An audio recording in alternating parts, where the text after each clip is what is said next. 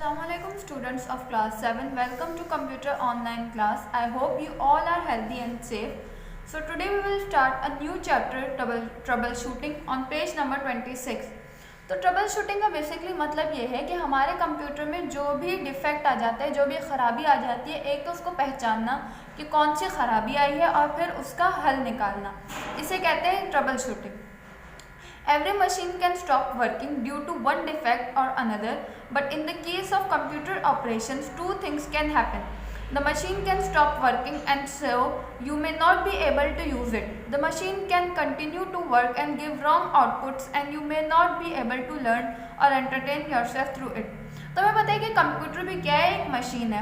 हर machine की तरह इसमें भी कभी कभी कोई डिफेक्ट, कोई ख़राबी आ जाती है. कोई भी मशीन कभी भी परफेक्ट नहीं होती और हमेशा के लिए नहीं चल सकती. आप जितना उसको यूज़ करेंगे उतना वो पुरानी होती जाएगी और उसमें ख़राबियाँ आती जाएंगी. तो कंप्यूटर में ख़राबी दो तरीके से आ सकती है. यार पहली तो ये कि वो अचानक से काम करना ही बंद कर दे, बिल्कुल भी काम ना करे, आपका कंप्यूटर स्टार्ट ही ना हो, तो एक इस तरह से ख़राब हो सकता है. और दूसरा ये कि वो स्टार्ट तो हो जाए लेकिन काम ठीक से ना करे. आप अगर कोई एप्लीकेशन खोल रहे हैं तो वो एप्लीकेशन नहीं खुल रही, आपका कर्सर स्क्रीन पे मूव नहीं कर रहा, माउस सही से काम नहीं कर रहा, यानी वो ऑन तो हो रहा है, ओपन तो हो रहा है, लेकिन काम सही नहीं कर रहा या गलत आउटपुट दे रहा है. आप जो चाह रहे हैं वो नहीं कर रहा बल्कि कुछ और ही कर रहा है. तो इस तरह की खराबियाँ कंप्यूटर में आ सकती हैं. If a computer system of a businessman stops working, his business suffers. If a computer system of a school breaks down, the students of the suffer. We become dependent upon computer for our academic and other needs. We also communicate through them. Thus, we want them in healthy condition at all times. We will be required to maintain them so that they do not develop problems. अब आजकल का दौर जिसमें हमारा हर काम तकरीबन computer से हो रहा है. अगर कोई बिजनेसमैन है तो उसका सारा बिजनेस कंप्यूटर पे चलता है. अगर कोई स्टूडेंट है तो उसकी पढ़ाई कंप्यूटर पे हो रही है. ख़ास तौर पे आजकल आपकी सारी क्लासेस ऑनलाइन हो रही हैं, आपकी पढ़ाई ऑनलाइन हो रही है, आपका सारा काम ऑनलाइन जा रहा है. तो ऐसे में अगर कंप्यूटर ख़राब हो जाए तो बहुत ही मसला हो सकता है, हमारे बहुत सारे काम रुक सकते हैं और हमें बहुत परेशानी उठानी पड़ सकती है. उसके अलावा हमारी कम्युनिकेशन, एक दूसरे से बातचीत भी कंप्यूटर के थ्रू होती है या मोबाइल्स के थ्रू. तो अगर कंप्यूटर या मोबाइल में ख़राबी आ जाती है तो ये बहुत परेशानी का बायस बन सकता है. इसलिए हम अपनी कोशिश करते हैं कि हम अपने कंप्यूटर को मेंटेन रखें, अच्छे से रखें और उसको इस तरह से रखें कि उसमें कुछ प्रॉब्लम्स ना आए. Maintenance of computer, we should follow the guidelines given below.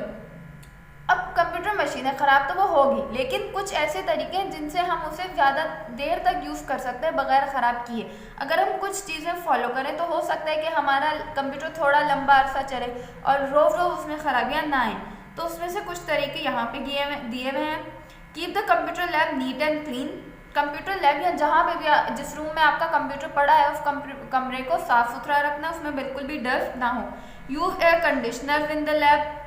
जिस भी रूम में, या अगर कंप्यूटर लैब है तो कंप्यूटर लैब में, लेकिन यहाँ अगर रूम में है कंप्यूटर तो रूम में एयर कंडीशनर यूज़ करने हैं. Use a constant voltage transformer to supply stable electric power to your computer. आपको एक वोल्टेज ट्रांसफार्मर यूज़ करना है ताकि आपके कंप्यूटर को लगातार सही से इलेक्ट्रिसिटी मिलती रहे, कभी उसके वोल्टेज में कमी या ज़्यादा इतनी ना हो. क्योंकि अगर ज़्यादा वोल्टेज आएगा तब भी हमारे कंप्यूटर को नुकसान है, अगर कम वोल्टेज आएगा तब भी हमारे कंप्यूटर को नुकसान पहुंचेगा. तो इसलिए हम कांस्टेंट वोल्टेज ट्रांसफार्मर यूज़ करेंगे ताकि एक ही तरह से एक ही वोल्टेज उसे मिलता रहे. If electric power is not available round the clock in your school or at home, you can install an uninterrupted power supply UPS system with your computer. अब जैसे कि आपको पता है यहाँ पे तो इतनी लोड शेडिंग होती है, सारा दिन लाइट आती रहती है जाती रहती है, तो इस तरह कंप्यूटर को भी नुकसान होता है. अगर आप कंप्यूटर यूज़ कर रहे हैं और अचानक से लाइट चली जाती है, कंप्यूटर ऑन हुआ, लाइट चली गई, फिर अचानक से लाइट आ गई तो कंप्यूटर दोबारा ऑन हो गया, तो इस तरह कंप्यूटर की CPU को बहुत ज़्यादा नुकसान होता है. तो हम ये कर सकते हैं कि हम UPS इंस्टॉल कर सकते हैं ताकि अगर लाइट चली भी जाए तो UPS डायरेक्टली ऑन हो जाए और फिर हमारा कंप्यूटर को सफ़र नहीं करना पड़ेगा, उसको कोई नुकसान नहीं होगा. Clean the keyboard, monitor screen, CPU box and printer with a clean piece of cotton cloth. अब जैसे कि मैंने आपको पहले भी बताया कि कंप्यूटर लैब में बिल्कुल भी धूल मट्टी नहीं होनी चाहिए, तो उस तरह कंप्यूटर के पार्ट्स में भी धूल मट्टी नहीं होनी चाहिए. इसलिए हमें चाहिए कि हम रोज़ एक कॉटन के कपड़े से अपना कंप्यूटर को साफ़ करें ताकि ऊपर जो भी धूल मट्टी है वो सारी हट जाए. कीबोर्ड वगैरह, प्रिंटर अगर लगा हुआ है तो प्रिंटर, CPU, मॉनिटर सबको एक साफ़ कॉटन के कपड़े से साफ़ करेंगे. Do not leave the computer in the on mode without working on it. अगर आप कंप्यूटर पे काम नहीं कर रहे हैं तो उसको ऑफ कर दें, उसको खुला बिल्कुल भी ना छोड़ें। हो सकता है कि लाइट चली जाए, कंप्यूटर को झटका लगेगा, इसलिए कभी भी अगर आप काम नहीं कर रहे तो कंप्यूटर को ऑफ कर दें, फिर जब आप दोबारा काम करें आप कंप्यूटर को दोबारा ऑन कर लें। If you are working in a network environment, do not take out cables और wires if any one of these computer और देयर प्रिंटिंग डिवाइसेस। अब नेटवर्क इन्वायरमेंट का मतलब है कि अगर आप कोई डेटा यूज़ कर रहे हैं, नेट यूज़ कर रहे हैं, अगर आपने कंप्यूटर के साथ वाईफाई कनेक्ट किया हुआ है या कुछ प्रिंटर वगैरह ये सब कनेक्ट किए हुए हैं, तो कभी भी चलाते वक्त आपने उनकी केबल्स नहीं निकालनी। अगर आप कंप्यूटर यूज़ कर रहे हैं तो उस वक्त आपने केबल्स नहीं निकालनी। अगर आपको प्रिंटर निकालना है, आप अपना कंप्यूटर ऑफ करेंगे, फिर उसकी केबल निकालेंगे। कंप्यूटर चलाते वक्त किसी भी केबल को नहीं निकालना चाहिए। Some troubleshooting techniques. Even if we are careful about the maintenance of computer, we may find the computer to be in trouble. After all, it is a machine. Thus, we should be ready to take care of its problem as and when they develop. Some advanced problem and their remedies have been mentioned in this section.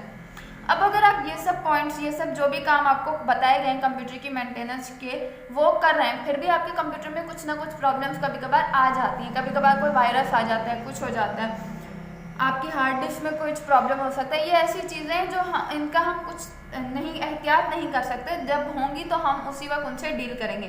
तो इसमें कुछ techniques दी गई हैं कि अगर कोई problem आपके computer में आ जाती है तो फिर उसका हम हेल्प कैसे निकालें। तो सबसे पहली प्रॉब्लम है the computer does not boot quickly. Reason, CPU slow in operation. Remedy, you may find the computer to be working at very slow speed due to low processor speed. Many application program will be affected. You can upgrade the computer system.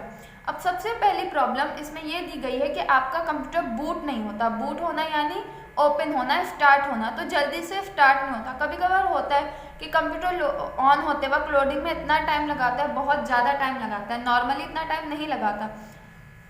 तो इसका reason क्या है कि हमारा CPU slow होता है। असल में हमारा CPU स्लो काम कर रहा होता है। और इसका हल क्या है? इसका हल ये है कि असल में बूटिंग स्लो इसलिए होती है कि CPU में जो हमारा प्रोसेसर है वो बहुत लो स्पीड पे काम कर रहा होता है। इसकी वजह से ना सिर्फ हमारी स्टार्टिंग बल्कि उसके अलावा कुछ प्रोग्राम्स भी अफेक्ट होते हैं, उन पे भी असर पड़ता है। जैसे अगर आपका बूट हो गया, कंप्यूटर रीस्टार्ट हो गया, भले से थोड़ी देर में हुआ, लेकिन स्टार्टिंग के बाद भी अगर आप देखेंगे तो प्रोग्राम्स, आपके जो एप्लीकेशन है वो बहुत स्लो काम करेंगी। आप उनको ओपन करेंगे तो वो भी बहुत देर से ओपन होंगी।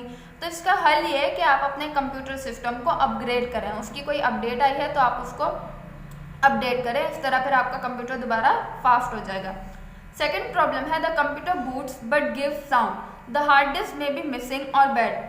If there is no display on the monitor, then reboot the computer after checking all the cables. If the hard disk has bad sectors or corrupted, then you may have to format it. Use scan disk to check the health of the hard disk. अब दूसरी problem यह है कि आपका computer boot तो हो रहा है, स्टार्ट तो हो रहा है, लेकिन स्टार्ट होते वक्त एक साउंड दे रहा है, एक आवाज़ दे रहा है। तो उसकी वजह क्या हो सकती है? या तो हमारी हार्ड डिस्क मिसिंग हो सकती है, मतलब सही से कनेक्ट नहीं हुई हमारे कंप्यूटर के साथ, या तो फिर ये हो सकता है कि उसमें कोई ख़राबी आ गई है हमारी हार्ड डिस्क में।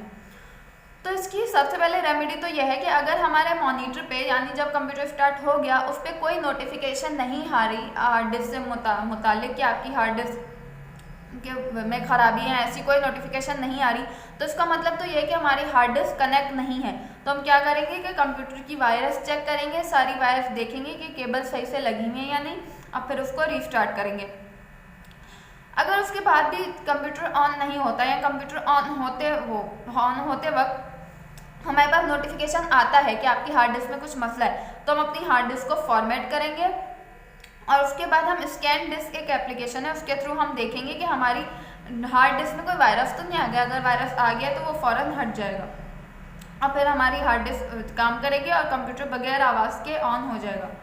The computer boot but gives the message no keyboard present. Reason, bad cable of keyboard or keyboard itself may be bad. Switch off the computer. Now take the keyboard cable slot out of its slots. Insert the cable pin into the slot once again. Remember the pins of the cable must go into the right slots. Now switch on the computer.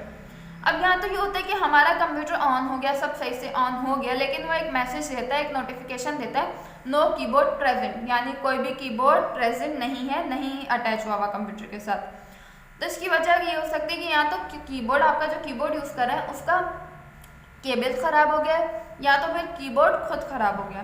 तो इसका तरीका ये है कि हम अपने computer को of करेंगे, उसके बाद कीबोर्ड की वायर निकालेंगे, केबल निकालेंगे और दोबारा लगाएंगे, ताकि अगर हम हो सकता है कि हमने वायर सही ना लगाई हो, केबल सही ना लगाई हो, उस वजह से कीबोर्ड सही कनेक्ट ना हुआ, तो जब हम निकाल के दोबारा लगाएंगे तो वो प्रॉपर्ली लग जाएगी।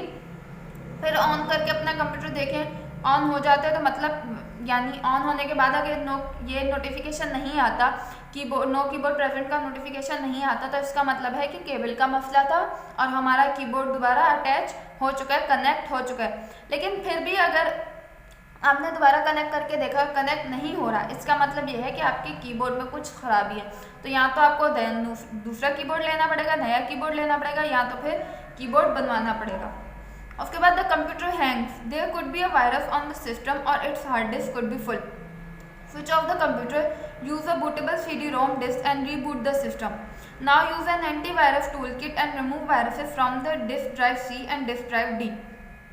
Now switch off the system and switch it on again so that it boots from the operating system of drive C.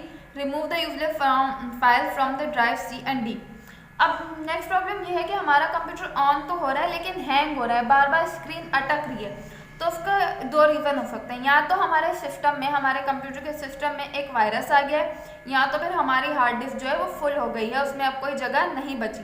तो इसका हल ये है कि पहले तो हम अपना कंप्यूटर स्विच ऑफ करेंगे और फिर अपने CD-ROM को दोबारा स्टार्ट करेंगे उससे, और फिर उसके बाद हम एक एंटीवायरस उसमें इंस्टॉल करके उसको चलाएंगे, ताकि अगर हमारे पूरे सिस्टम में किसी भी डिस्क ड्राइव में या हार्ड डिस्क में कोई भी वायरस है तो वो वायरस चला जाएगा।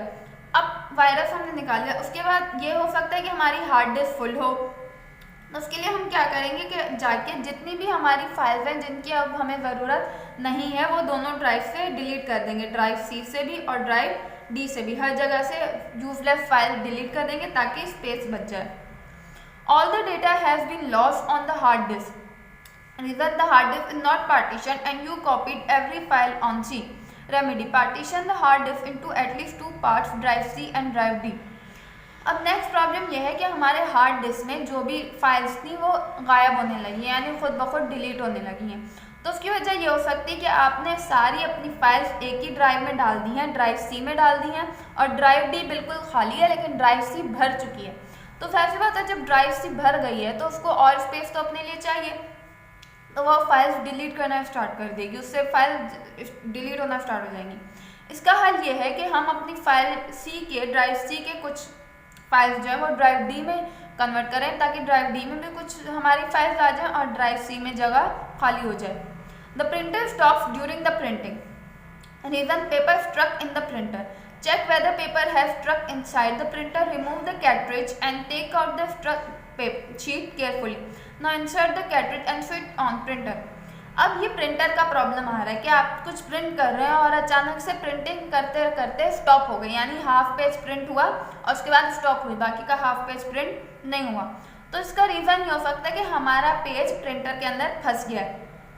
इसका हल ये है कि हम पहले अपना प्रिंटर खोलेंगे और उसमें एक कैट्रिज होती है, कैट्रिज कहते हैं एक छोटी सी इंक पॉट टाइप की चीज़ होती है जिसमें इंक भरी हुई होती है जो कि प्रिंटिंग में यूज़ होती है। तो आप वो कैट्रिज निकालेंगे, उसके बाद जो आपकी शीट फंस गई है उसको आहिस्ता से शीट को सही से निकाल के और अपनी जगह पे रखेंगे और फिर कैट्रिज वापस डाल के प्रिंटर ऑन करेंगे तो हमारी प्रिंटिंग वैसे स्टार्ट हो जाएगी नॉर्मल। उसके बाद the printer gives blue, red and light printouts, the ink cartridge of the printer is out of ink, replace the old cartridge with a new one. If you want color printouts, use a color cartridge. Change the color of the printout from gray to black if you are keen to get clear and dark printouts. If the color chosen is gray, then the printouts will be lighter. अब आपका printer काम तो कर रहा है, उसने print out तो दिया है, लेकिन क्या हो रहा है कि प्रिंट आउट में ब्लू कलर आ रहा है या रेड कलर आ रहा है, या आपका जो प्रिंट आया है वो बिल्कुल ही लाइट धुंधला सा आ रहा है। तो उसकी वजह ये होती है कि मैंने आपको भी बताया कि कैट्रिज होता है जिसमें इंक भरी हुई होती है, तो इंक वो हो सकता है कि ख़त्म होने लगी हो, इस वजह से हमारे प्रिंट्स ऐसे निकल रहे हैं। तो उसका सबसे पहला हल तो यह है कि हमारा जो ओल्ड कैट्रिज है उसको, जो पुराना कैट्रिज है जो ख़त्म होने लगा है, उसको निकाल के एक नया इंक से भरा हुआ कैट्रिज डालें। अगर हम कलर प्रिंट आउट्स चाहते हैं तो कलर वाला डालेंगे, कलर डालेंगे, और अगर हमें कलर नहीं चाहिए, ब्लैक एंड वाइट प्रिंट्स चाहिए तो हम ब्लैक डालेंगे। उसके अलावा ये हो सकता है कि आपने प्रिंट करते वक्त कलर ऑप्शन क्या यूज़ किया हो, ग्रे यूज़ किया हो। ग्रे एक लाइट कलर है तो उसका प्रिंट भी क्या निकलेगा, लाइट निकलेगा। तो अगर आप चाहते हैं कि आपको ज़्यादा डार्क और क्लियर वाज़े प्रिंट मिले तो उसके लिए हम क्या करेंगे कि ग्रे कलर्स नहीं बल्कि ब्लैक प्रिंट आउट यूज़ करेंगे, ताकि हमारे जब प्रिंट आउट ब्लैक कलर में निकलेगा तो वो डार्क होगा और दूसरा वाज़े होगा, हमें हर चीज़ क्लियरली नज़र आएगी। लास्ट प्रॉब्लम है the computer work slowly and the movement of the cursor or mouse is difficult. Reason: there could be garbage, useless or TMP files on the hard disk, or there could be some active viruses in the RAM. Remedy: remove drives from the recycle bin, clear all file of folder TMP, check the computer system for the presence of virus. अब दूसरा ये मैंने problem ये है कि एक तो computer slowly काम कर रहा है और दूसरा माउस की मूवमेंट में बहुत परेशानी हो रही है। हमारा कर्सर जो है, जो स्क्रीन पे होता है एरो, वो इतनी आसानी से मूव नहीं कर रहा बल्कि बहुत ही तंग कर रहा है। हम माउस को जितना भी नॉर्मली मूव करें, हमारे स्क्रीन पे जो एरो है वो मूव नहीं कर रहा। तो इसकी वजह ये हो सकती है कि हमारे पास बहुत ही एक्स्ट्रा फाइल्स जमा हो गई हैं हमारी हार्ड डिस्क में, और ये भी हो सकता है कि हमारे रैम में कुछ वायरस आ गया। तो सबसे पहले हम ये करेंगे कि हमारा जो रिसाइकिल बिन है वहाँ पे जितनी भी फाइल्स हैं उनको आप डिलीट कर दें, क्योंकि वो बिला वजह वहाँ पे पड़ी हुई हैं और आपकी स्पेस ले रही हैं। तो पहले तो आप उनको डिलीट कर दें। उसके बाद टीएमपी फाइल फोल्डर होता है। टीएमपी फोल्डर का मतलब है वो फाइल्स जो टेम्पररी हों, यानी आपने कोई एप्लीकेशन डाउनलोड की, उसकी कुछ फाइल्स हैं, अब आपने एप्लीकेशन वो इंस्टॉल कर दी लेकिन उसकी जो फाइल्स हैं वो तो आपके कंप्यूटर में रह गई, वो टेम्पररी फाइल्स थी, उनका आप कुछ काम नहीं है, तो आप उनको डिलीट करेंगे, उनको क्लियर कर देंगे ताकि और जगह बचे। उसके बाद आप क्या करेंगे, अपने कंप्यूटर सिस्टम में देखेंगे कि वायरस ना हो, और अगर वायरस हैं तो एंटीवायरस से उन वायरस को हटा देंगे। तो ये कुछ प्रॉब्लम्स और उनकी रेमेडीज यानी हेल्थ है, और इसी के साथ आपका ये चैप्टर कंप्लीट होता है। प्लीज़ मेक श्योर कि आपको इस चैप्टर का काम जो PDF में मिला है वो आप कर लें।